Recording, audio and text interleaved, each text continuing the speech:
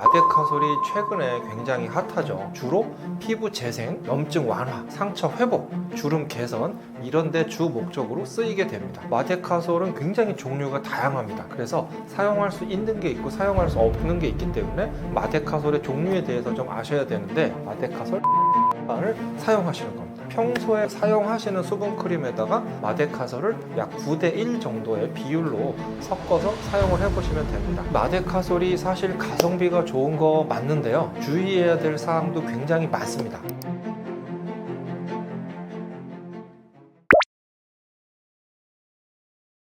이 마데카솔이 최근에 굉장히 핫하죠. 비싼 재생 크림보다 좋다, 막 이렇게 소문이 나가지고 한때 품절 사태가 나기도 했습니다. 이 마데카솔의 주 성분은 병풀 추출물인데요. 이 병풀이 영어 이름의 하나가 이 타이거 그래스, 이 호랑이 풀이라고 합니다. 인도네시아에 가면 이 상처 입은 호랑이가 이 병풀이 있는 곳에서 막 뒹굴면서 자기의 상처를 치료한다, 이런 전설이 있다고 합니다. 공식적인 이름은 센텔라 아시아티카, 어디서 많이 보신 이름일 겁니다. 앞자와 뒷자를 따면 시카 크림이죠. 우리가 재생 크림으로 많이 사용하는 시카 크림인데요. 이 주 성분으로는 크게 4가지 정도가 있습니다. 마데카소사이드, 아시아티코사이드, 아시아틱 애시드, 마데카식 애시드, 여러 가지가 있지만 사실 이런 거 여러분들이 다 아실 필요는 없지 않나 생각이 됩니다. 마데카소사이드가 가장 중요하다, 요거 하나 정도만 알고 계시면 될 것 같아요. 그래서 주로 피부 재생, 염증 완화, 상처 회복, 주름 개선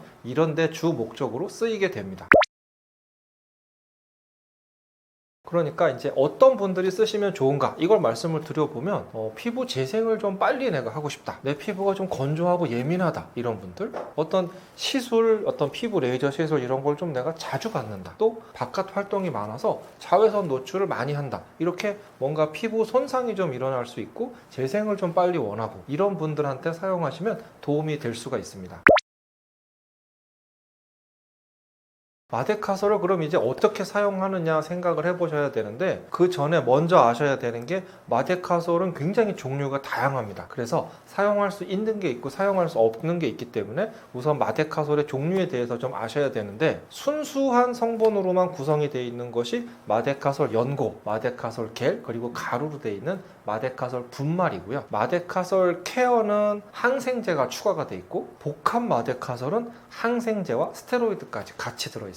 그래서 마데카솔 케어와 복합 마데카솔은 진짜 상처, 우리가 어떤 다쳤거나 외상이 있을 때 사용을 하는 거고요. 말씀드린 마데카솔 연고, 마데카솔 겔, 마데카솔 분말만을 사용하시는 겁니다. 이건 꼭 잊어버리시면 안 됩니다. 그래서 평소에 우리가 사용하는 수분크림이 있으시겠죠. 그 사용하시는 수분크림에다가 마데카솔을 약 9대1 정도의 비율로 섞어서 사용을 해보시면 됩니다. 내 피부가 조금 민감하다, 이런 경우에는 눈에 잘 띄지 않는 곳에 소량으로 테스트를 먼저 해보시는 게 중요합니다. 이것은 사실 마데카솔 뿐만 아니라 화장품 같은 것도 새로 사왔을 때도 테스트를 미리 해보는 거 굉장히 중요하죠. 그리고 이렇게 섞어서 사용하는 것을 냉장고에 보관한다든가 내일 사용하겠다, 이렇게 하시는 분들도 있는데, 사실은 그 사이에 오염이라든가 변질될 우려가 있기 때문에 저는 꼭 사용할 때마다 소량씩 섞어서 사용하시라고 말씀을 드립니다. 그래서 사실 이 부분이 좀 번거롭기 때문에 포기하시는 분들도 제법 있으십니다. 그런데 이 마데카솔을 발랐는데 피부가 따갑고 홍조가 생긴다? 그러면 절대로 사용하시면 안 되고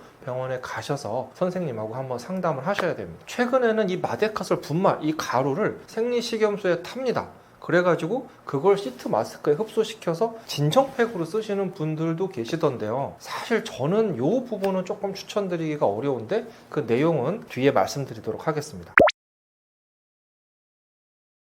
주의해야 될 점들이 사실 좀 있습니다. 어쨌거나 화장품 용도로 개발된 건 아니고 약으로 개발된 거기 때문에 과민 반응, 또 접촉성 피부염을 유발할 수가 있습니다. 평소에 정상적인 피부라면 많이 흡수되지 않을 텐데요. 보통 피부 장벽이 손상이 되어 있는 경우에는 필요 이상의 양이 흡수가 돼서 감작이라는 반응을 일으키는데 알러지 반응을 일으킨다는 얘기죠. 이 화장품하고 섞어서 사용을 하기 때문에 화장품 안에 여러분 설명서에 보시면 정말 수백 가지의 성분이 들어있습니다. 이 성분들하고 이 마데카솔 성분이 섞였을 때 어떤 반응을 일으킬지 사실 잘 모르거든요. 그래서 이 과민 반응이 나타날 수가 있고, 이 과민 반응은 장기간, 보통 저는 한 3개월 이상 사용했으면 더 잘 나타날 수 있다 이렇게 보고 있기 때문에 한 달에서 한 달 반, 한 4주에서 6주 정도가 되겠죠. 그 정도의 기간만 사용하시고 대략 2주 정도의 휴약기를 가지시는 것을 추천을 드립니다. 그리고 그 전이라도 뭔가 붉어진다든가 가렵다, 따갑다 이런 어떤 접촉성 피부염이 의심이 될 때는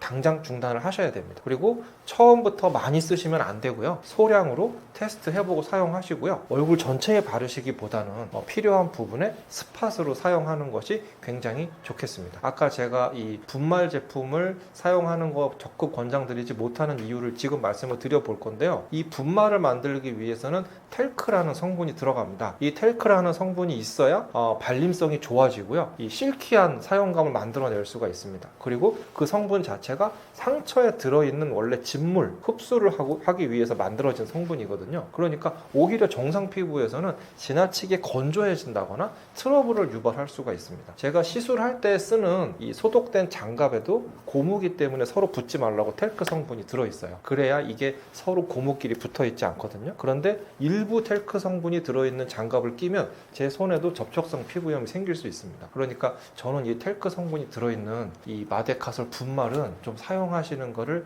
자제하시는 게 어떤가 그렇게 생각을 하고 있습니다. 구매하실 때 잘 구매하셔야 되는데 약국이나 편의점에서 마데카솔 주세요 그러면 대부분 당연히 상처에 쓰실 목적으로 생각을 하기 때문에 아까 말씀드린 마데카솔 케어나 복합 마데카솔 이런 거 주시는 경우 많이 있거든요. 그러니까 반드시 이 마데카솔 성분만 단독으로 들어있는 마데카솔 겔, 연고, 요 분말 제품을 쓰시는 게 굉장히 중요합니다. 이 마데카솔이 사실 가성비가 좋은 거 맞는데요. 주의해야 될 사항도 굉장히 많습니다. 그래서 어떤 내가 일시적으로 좀 피부가 손상이 있다, 상처가 났다, 강한 레이저를 받았는데 좀 빨리 회복을 하고 싶다. 요럴 때는 마데카솔을 쓰셔도 좋겠지만 일상생활, 내가 일상적으로 피부 관리를 하고 싶다 이럴 때는 이 그냥 시카 성분이 들어있는 완제품을 사용하시는 것을 저는 더 추천드리고 있습니다.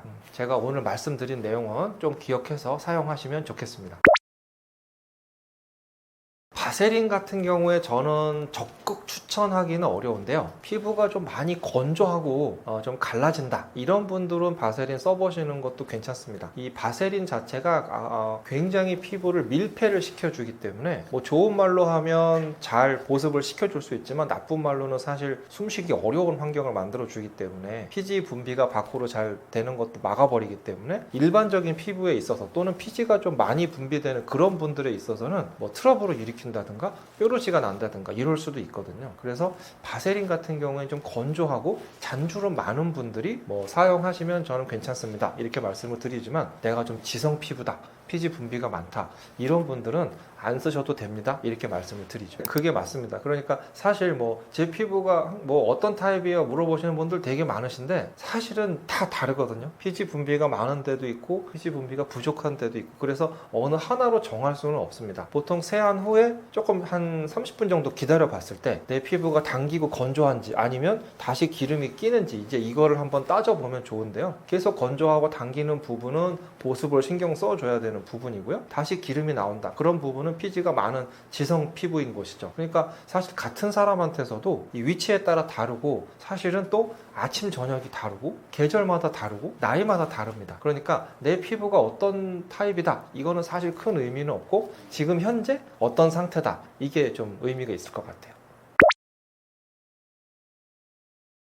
예, 제가 지금까지 좀 길게 말씀을 드렸는데요. 이런 거 제가 말씀드리는 것을 처음부터 끝까지 다 하실 수 있는 분들 사실 많지는 않으실 것 같습니다. 하지만 시작하는 게 저는 반이라고 생각을 하고요. 그래서 여기 나온 내용 중에 뭐 한두 가지뿐만이라도 한번 시작을 해보시는 것을 추천을 드리고요. 그렇게 해도 안 되는 분들은 뭐 저한테 오시면 제가 더 좋은 방법으로 도와드릴 수 있으니까 한번 병원에 방문하셔서 상담을 해보시는 것도 좋겠습니다.